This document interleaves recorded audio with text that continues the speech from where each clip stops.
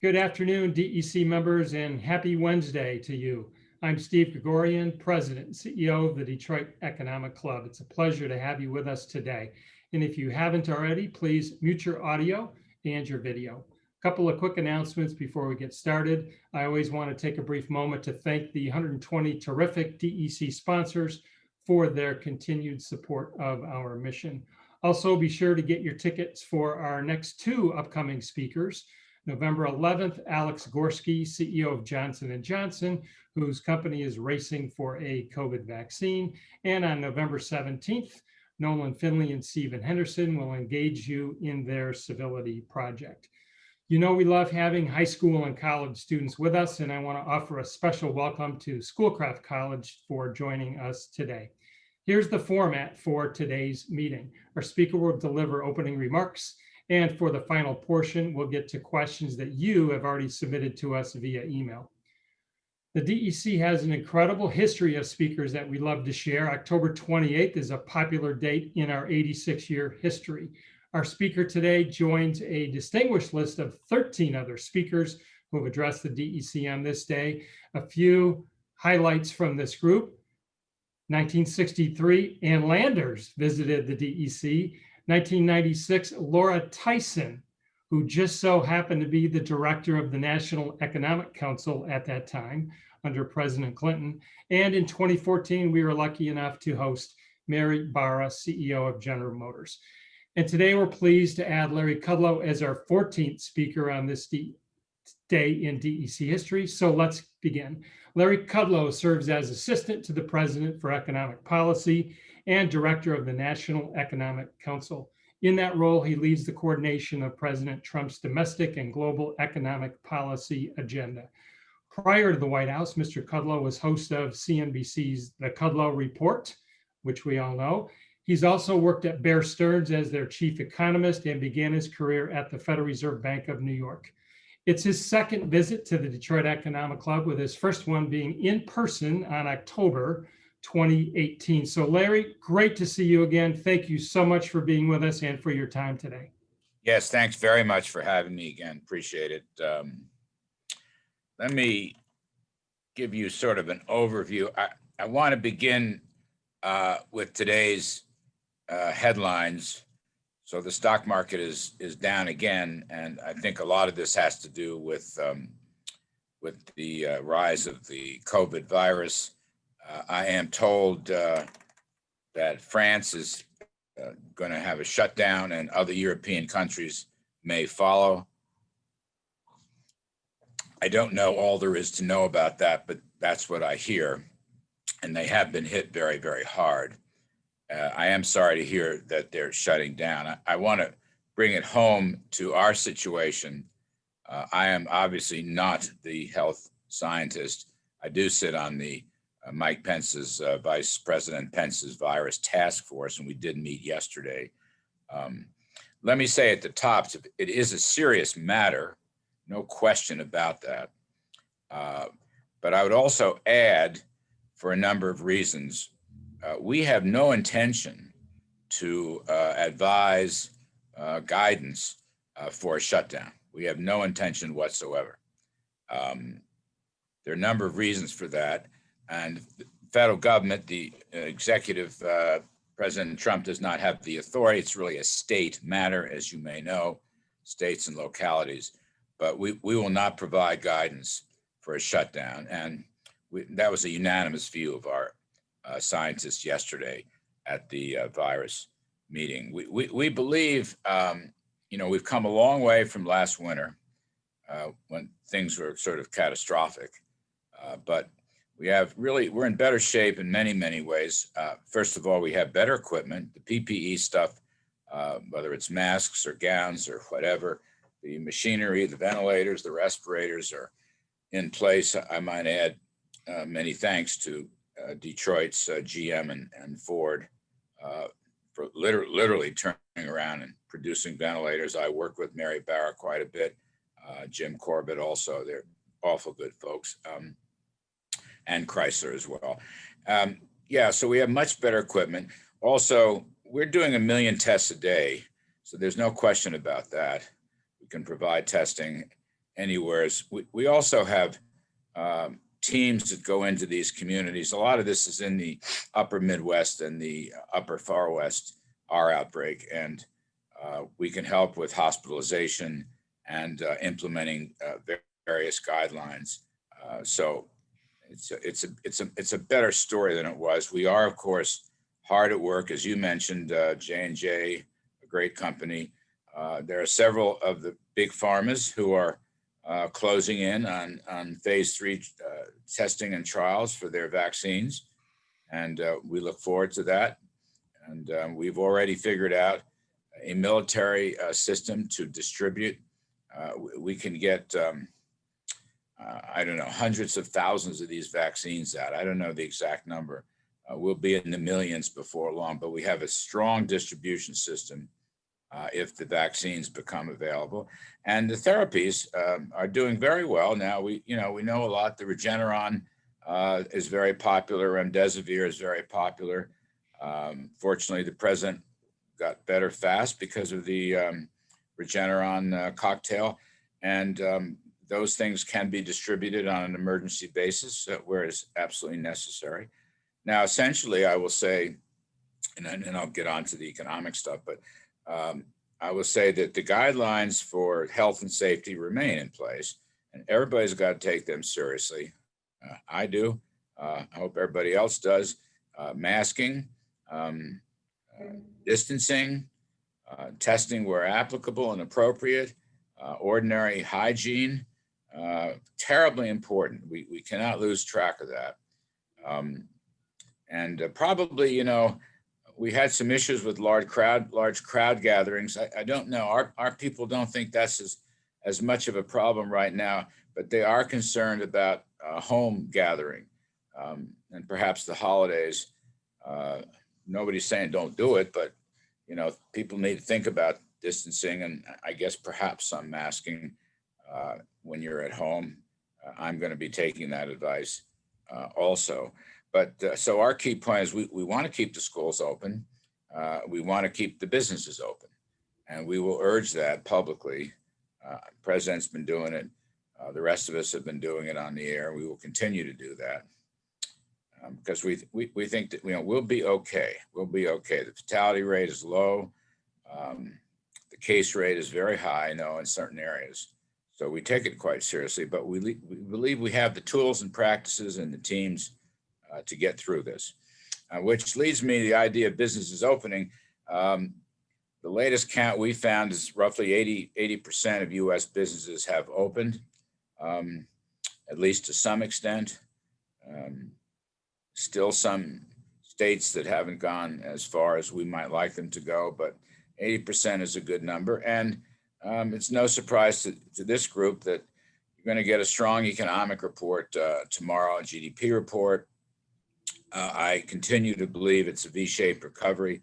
I believe it's also a self-sustaining V-shaped recovery, by which I mean I see lots and lots of ongoing strength in key areas such as autos and housing and retail sales, very strong numbers across the board. We even see it now in business investment, capital goods, machinery, and so forth. We had another strong report on that yesterday. And importantly, in this view, the reason I say it's self-sustaining is that inventories are rock bottom. Now we're seeing some signs of inventory rebuilding in the PMIs and the ISM reports from the various Federal Reserve banks around the country. That is good. But I think in order to meet the strong demand in all these areas, housing, autos, and so forth, inventories will be rebuilt for several quarters. And that's usually a business cycle definition of a self-sustaining recovery. Not everybody agrees with that. I appreciate the disagreements, but that's my view. The president has adopted the V-shaped recovery view. Sometimes, as you know, he gets very ebullient. He calls it a super V. But we're rather optimistic. The only place that I would offer some concerns, I think labor markets, which are also recovering, but I don't think they're recovering as fast as some of these other markets, as I say, housing markets and autos and such and retailing. We've got 50% back to work, which is wonderful. It's terrific, but there's still a lot of hardship out there, and we must continue to work on that. I think if my numbers are close, the peak of unemployment was about 22 or 23 million, depending on whether you use the payrolls or the household report. Civilian employment is now 148 million. We have, I think, something around 11 or 12 million who are still unemployed. So we've come back roughly half the way. Very big gains in the lowest wage areas. It's interesting, the hardest hit areas, as you may know, small business, restaurants, hospitality, hotels, things like that, very, very difficult. And I'm going to come back to that with respect to federal policies in a moment. But they are going back. I think the PPP for small business did help. If you carve under the hood, the temporary layoffs many of them came back to work. So that's a good thing. And wage rates are running fine. Again, the low end actually has done the best in this, but we've come back, I think, 700,000 manufacturing jobs. That's a great number. I think it's 300,000 construction jobs. That's another good number. And proliferation of health workers have come back, as well as hospitality, dining, and so forth. In those areas, they've come back, but there's a lot of work to do. So the employment story is good, but we want it to be better. We're not going to stop until it gets better. As you know, the president generated an executive order a couple of months ago to provide an extra $300 federal plus up for unemployment assistance, with another 100 that could come from the states. We thought that was a generous number. And problem is we're going to run out. That's the problem. And that is of some concern to all of us in the administration. Secretary Mnuchin and I have talked a lot about this. We wanted a payroll tax deferral to be forgiven. We didn't get it. We would be looking at middle-class tax cuts later on. But, we did what we could do, but executive authority can only go so far. So I like where the economy is. I like the momentum. I think the momentum goes from Q3 to Q4, frankly. Early signs in October are very good, pretty much across the board. Even continuing claims are now starting to plunge 1 million a week. That's good. We should do fine in the fourth quarter. My view has always been 20% plus in Q3 and 5 to 10% in Q4. That numbers will be revised, of course, with new information. But I think we can head into 2021 in pretty good shape too, under the right policies, certainly. One disappointment here is, and I spoke with Secretary Mnuchin this morning on this, anticipating this call and perhaps your questions. The discussions on the assistance package, or the so-called stimulus package, the discussions continue. The two sides are still talking. But look, you got 6 days left, and we have the other team, Speaker Pelosi, and I speak only in policy terms. I don't do personal anything, but it appears that she really has no interest in making compromises. We have some significant policy differences in a number of areas, and it just appears that they're not going to change their views. They've hardened their position. The discussions continue, but you only got a few days left before the election. That doesn't rule out necessarily post-election activity. I don't want to say yes or no. I don't want to be optimistic or pessimistic. I'm just saying factually, that's the position we find ourselves. And look, I'm going to tell you, both sides have agreed on a number of core areas. I mean, targeted areas.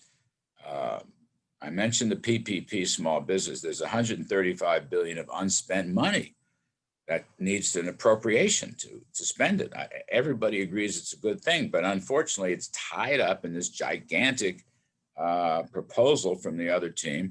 I mentioned unemployment assistance. We could use federal. We need appropriations for that. We've got to help the airlines, and we certainly should provide K through 12 COVID related assistance for any renovations and so forth. We want the schools to stay open.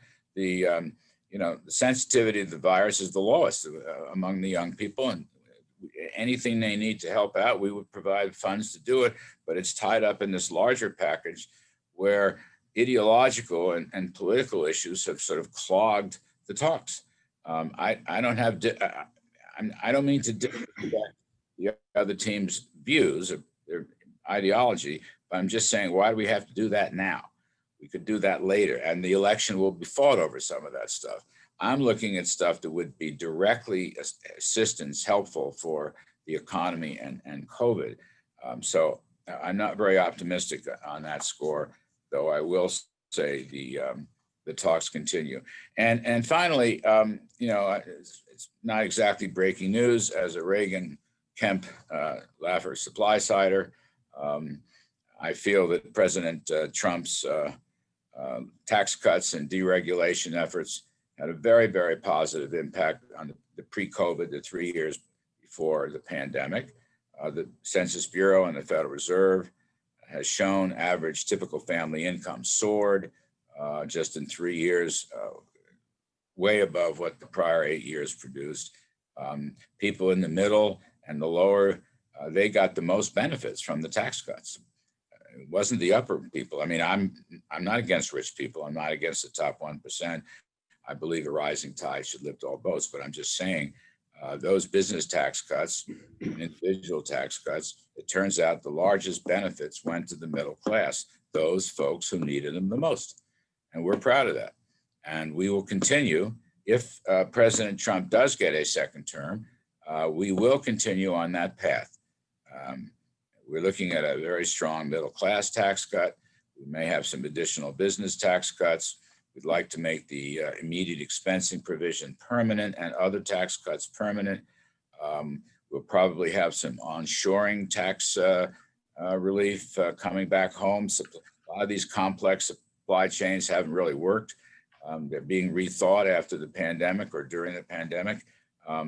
We might provide investment tax credits or other means to help American companies come home and or foreign companies just come here. We will continue on the regulatory front. We have a number of regulatory issues, the deregulatory front rather, that we will put forward immediately following. I was just looking at my sheets here, cost benefit requirements, 5G and broadband, and big deregulatory efforts there. Stopping discrimination in banking, like to the energy sector. President will continue to defend fossil fuels. We continue to defend oil and natural gas and fracking and so forth, because it's made us number one, the world's largest producer, and it's lowered electricity costs and it's lowered heating costs. So we will stay with that, and we will continue to follow good trade deals that are fair deals. So that's the sort of thing to look for if there is a second term for the president. We don't want to raise taxes and regulations. The other team on that, we can talk more about that if you care to. But I'm basically saying don't change horses in midstream. I guess that's my final message. And I am optimistic about the economy. So thank you for that. I'm sorry I perhaps went a little too long, but I love the Detroit Economics Club, and I appreciate your letting me have this talk. Thanks so much, Larry. Terrific remarks. So we've asked our attendees on this to email questions in advance, and I've chunked them into categories. We're going to cover things such as the last 4 years, the GDP, China, miscellaneous, small business. But let's start with Lisa. She emailed a question about the last 4 years. What's the fairest way to evaluate 4 years of the Trump economy? Not sure what you mean, but I think there's really two sides to this. What I call the pre-pandemic, the first 3 years. And those were the numbers I was suggesting from the Census Bureau. I mean, median family income, start there. That's a good measure. It's living standards, in effect, increased $6,500. And it's now about $69,000 for a typical middle income family.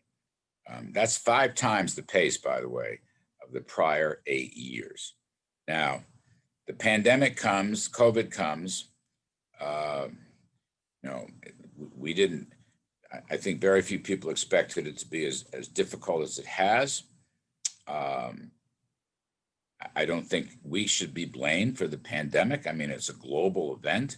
The president calls it the China virus. Um, can argue back and forth or how we did and what we should have done and all the rest of it. I think, probably made a couple of mistakes along the way, but we've created a phenomenal infrastructure to deal with it right now.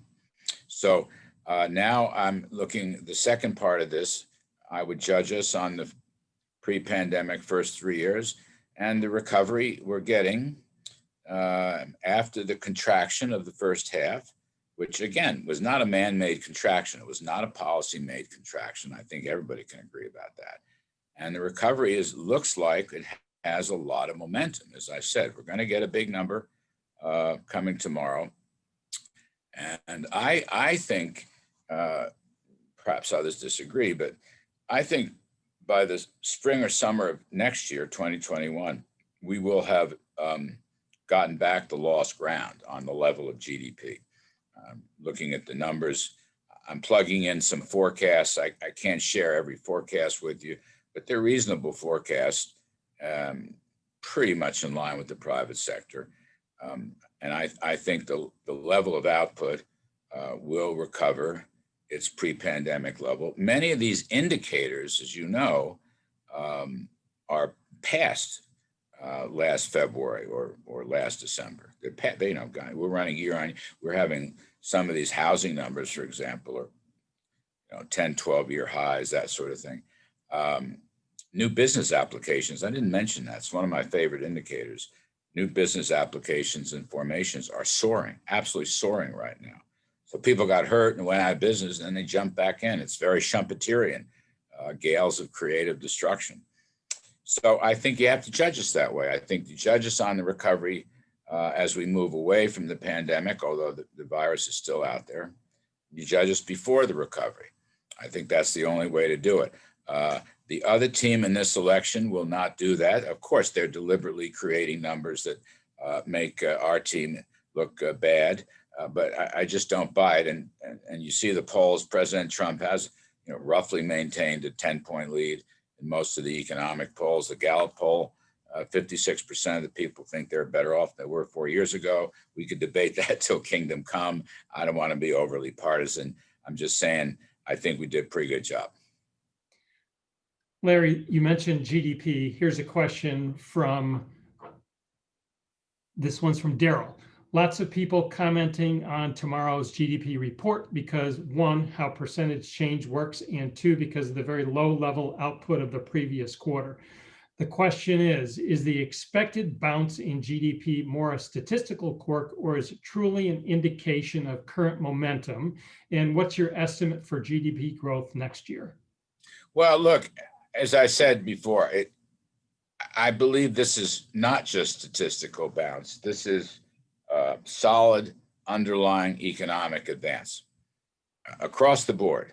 I mean, housing, retailing, autos, manufacturing, capital spending with very low inventories, new business applications, consumer confidence, small business confidence. There's a whole list of things that are better, and they're a lot better. And I would argue that this V-shaped recovery is a lot stronger than almost anybody thought possible. So no, this is not pure statistics. Now, we will look at this. I can't give you the number, but we will look at this as an annualized change, but we will also look at this as a quarter-to-quarter level change. So we will see, what that looks like. That, I think the quarter-to-quarter level change is a little more revealing than the annualized change. There's a lot of big numbers thrown around. Atlanta Fed GDP now is, I think, 36%. But we will look at that and we will present that when we're out on media tomorrow on a quarter-by-quarter change. So there's better perspective. I think what we're going to wind up with is, this is just a guess, please, but I think that the fourth over fourth will come in probably at 1% decline or less. That's what we're looking for. Others may disagree and they may be more pessimistic, and I respect that. Next year, I would say right now, of course, we do have an election next Tuesday, and we will have economic policies. I don't think tax hikes and regulatory hikes are a very good idea. A true Keynesian, if John Maynard Keynes were here, even I did, as old as I am, I didn't know Maynard Keynes. I wish I had. I have read most of his books. But if he were here, I think he would say, coming out of a deep pandemic contraction, you don't raise taxes. Okay, so, but I don't know how those policies are going to work out. What I would say is, from our perspective and the policies that we're going to pursue on lower taxes and regulations and rewarding success and pro entrepreneur, next year should be, let's say, 4 to 6% growth. Larry, you talked about small business, and we've got a question from someone who says, as a female small business owner, the economic growth, tax cuts, a booming labor force, record increases in median income, and the stock market all contributed to a thriving business environment pre-COVID. What positive factors can I, as a small business owner, look forward to if you're given 4 more years?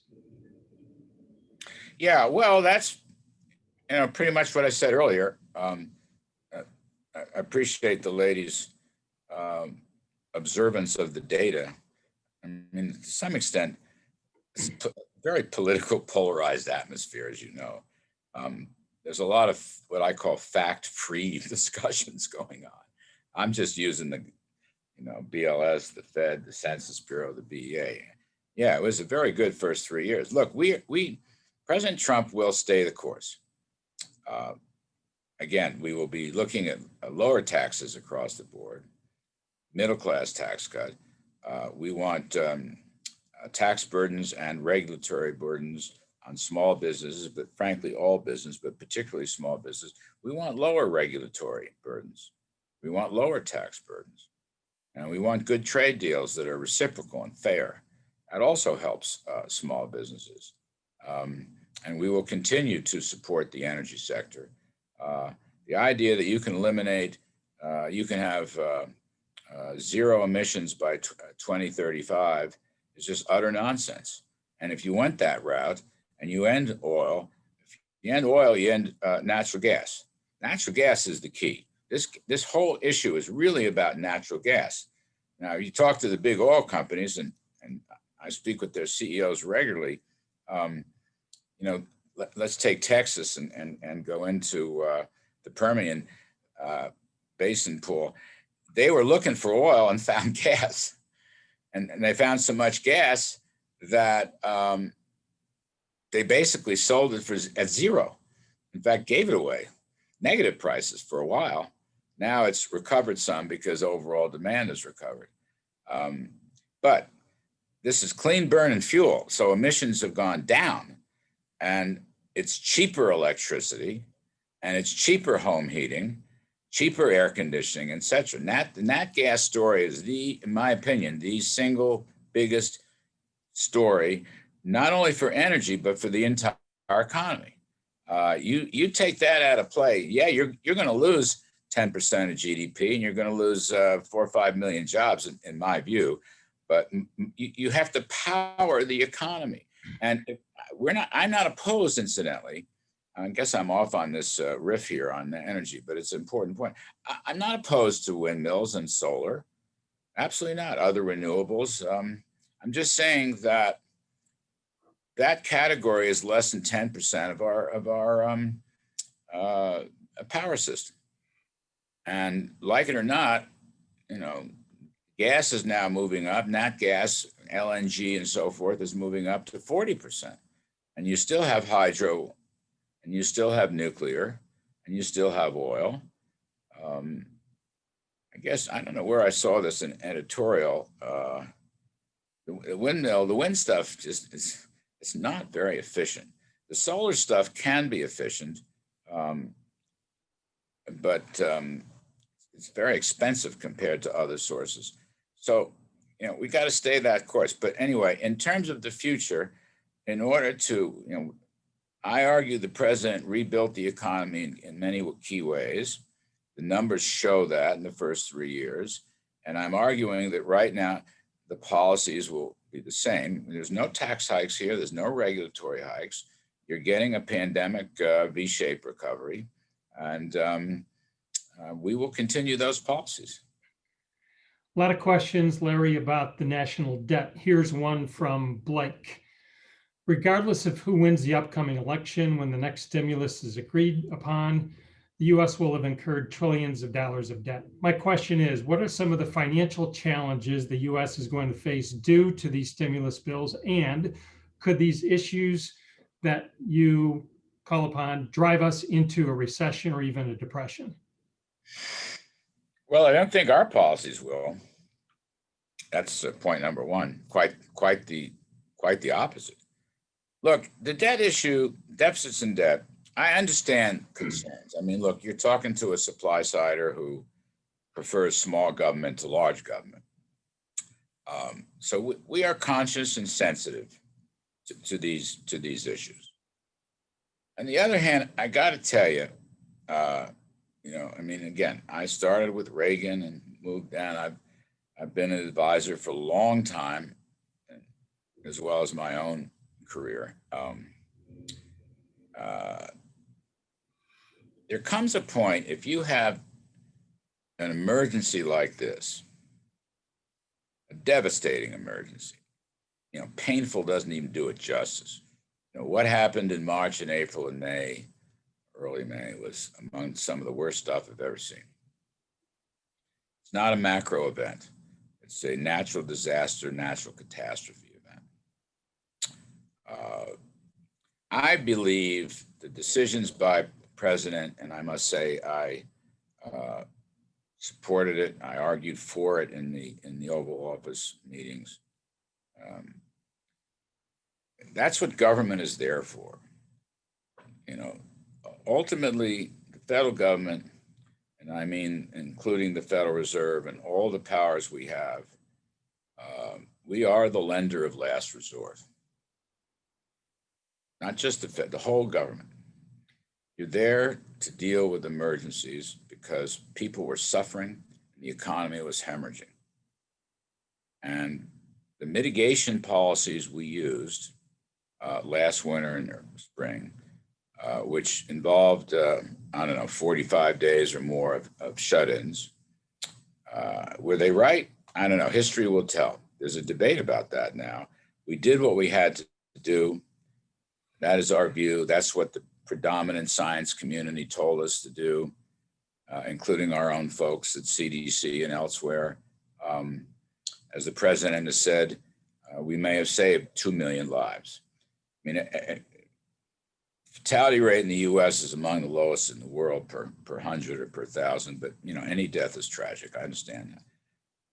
We used every lever of power and authority we had, and I believe it was the correct decision.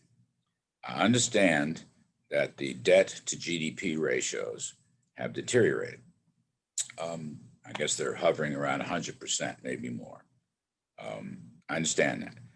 I don't think, by the way, that itself is the most important thing, because I think getting back to work is the most important thing. Secondly, over time, the pandemic will pass and we will grow. And I hope we grow at 3 to 4%, not 1 to 2%. And I think that's a big choice in this election, if I may. But putting that aside too, growth is important. I've always felt, debt to GDP is the true burden. Right now it's too high, although we've had it higher in the past wartime. But, what you try to do is control the numerator and expand the denominator. A lot of these emergency spending programs will go away as the emergency passes. And hopefully we will have pro-growth, incentive-oriented, market-oriented policies so we can maximize economic growth. That's the way to do it. I do not believe I don't think deficits per se have any empirical impact on interest rates. I've always argued that down through the years. There's no crowding out right now. We have excess capacity everywhere. We're going to try to rebuild that. So I don't see any palpable issues. We're funding here at the average duration's just under 70 months in the Treasury market. I think we're funding at 50 basis points, something like that. So don't look a gift horse in the mouth. Since we had to do this, when I came here as a child in Ronald Reagan's OMB, I was the head economist for 3 years in the first term. We had 15% rates. So if I had to fund what we funded at 15%, it'd be a whole lot worse. Funding at 50 basis points is a lot easier, and I'm thankful for that. So we'll get back at those fiscal controls. I get it. We're not going to raise taxes to do it because that'll depress growth, but the revenues will flow in as the economy improves. And if you'll accuse me, some will accuse me of being too optimistic. You would be right. I'm always an optimist. I'm a better bull than a bear. That's my history. But I think America has great potential, and I think we can live up to it. Folks, Larry's kind enough. We're going to break a Detroit Economic Club rule and run a little bit extra. We're going to ask him just a couple more questions. Lots of questions, Larry, on China. Here's a question from Jill. You've devoted a lot of your time to China. Phase 1, you were successful at getting a pledge from China to buy more goods from us. Phase 2, ultimately, I believe you want structural reform on our arrangement with China. Where does this stand? Yeah, it's a good question, and it is an accurate depiction. After much angst and hard work, we did get a phase 1 deal. And by the way, Ambassador Lighthizer, Bob Lighthizer, is a dear friend of mine. Again, we were both Reagan Cub Scouts many years ago. He is arguing, and the data support him, that China is buying heavily. They are importing our commodities in agriculture and energy and manufacturing. They're not quite up to the targets for this year because of the later start, because of the pandemic, but they're in there. Very strong purchases in recent months, so that's good. They have also made some legal and regulatory changes with respect to the important issue of intellectual property theft, which was absolutely key to the phase 1 discussions. Stealing our technology does not work for us, and advanced technology, I call them the family jewels of American economic growth and prosperity. So we are engaged on trade. Okay, now to looking at the future. As you know, we have a lot of issues with China, difficult issues. One of them is what the president calls the China virus, the lack of transparency, the lack of helpfulness, and it may have been very costly. That's pretty much become a universal view. That's one reason why all these big countries are pulling back their supply chains and so forth. We have big issues with them regarding their breaking the Hong Kong Democracy and Freedom Treaty. We have big issues with them on the human rights front. We have big issues with them with respect to military adventurism in the South China Sea. In recent days, you've seen speeches from Secretary Pompeo on these points. We are going to hold them to account. We've already made a lot of adjustments in our China policies, which they don't like, but they're doing things we don't like. And this is a very tough president on this subject. So where does that leave phase 2 trade? Well, the answer is I don't really know. There's always linkage. These things run in separate channels. Henry Kissinger has been tutoring me in this job for the last 3 years, and I thank him for it. You have separate channels. You have military channels and immigration channels and trade channels and freedom channels and so forth. But there is, of course, linkage. And phase two was supposed to go after, and the questioner is correct, structural changes with respect to forced transfer of technology, with respect to things like cyberspace hacking and China's perpetual effort to steal information from us, whether it's corporate information, personal information, military, government information. This is a huge issue. And even things like it spills over here at home into things like 5G and other telecom matters and semiconductor matters. We have to insist on national security as a primary driver of any of these talks. So I don't know if there's going to be a phase two. I just don't know. What I know is that we're going to protect U.S. sovereignty and we're going to protect the U.S. economy. If China changes its stripes, so be it. On the other hand, they seem to be moving in the wrong direction. And we will be very strong in defense of U.S. interests.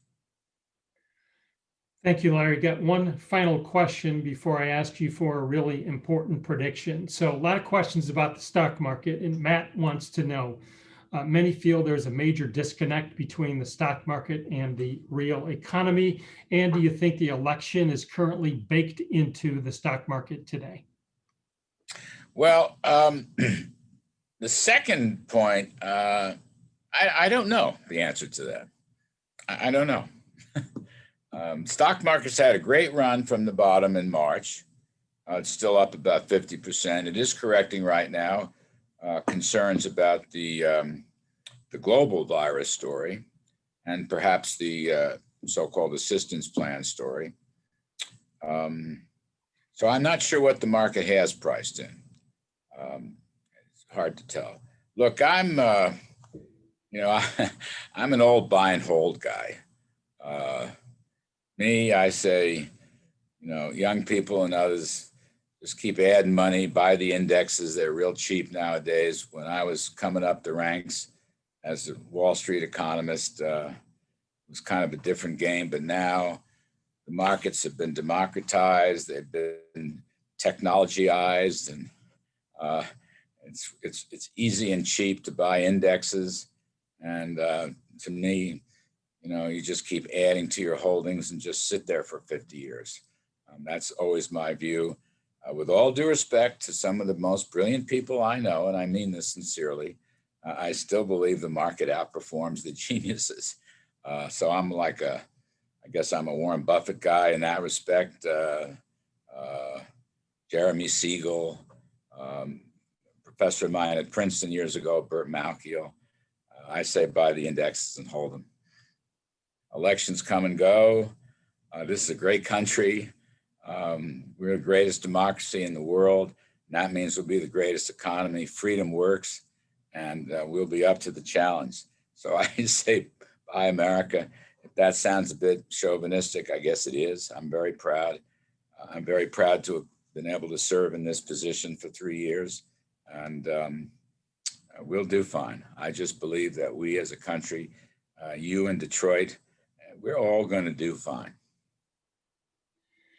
Larry, final question, and it's probably the most important one of the day. Are you ready? Yes. In just a few days, there's an important contest, and I need your prediction. This Saturday, Michigan or Michigan State? Well, as I mentioned to you, my Princeton's not playing football this year, so it wouldn't factor in anyway. And regards to Michigan and Michigan State, I'll put my money on Notre Dame. You're an Irish guy. Way to go. Well, Larry, a huge thank you. It's always a pleasure to have you at the Detroit Economic Club. Thanks for your hard work. Thanks for your insights and time. We hope to have you with us again in person one day in the future. Yes, sir. All best. Be well, everybody. Thank you very much. Thank you. And finally, thanks to my team and to all of you for being with us. Hope to see you November 11th when we host Alex Gorski from Johnson & Johnson. Have a great day. Goodbye.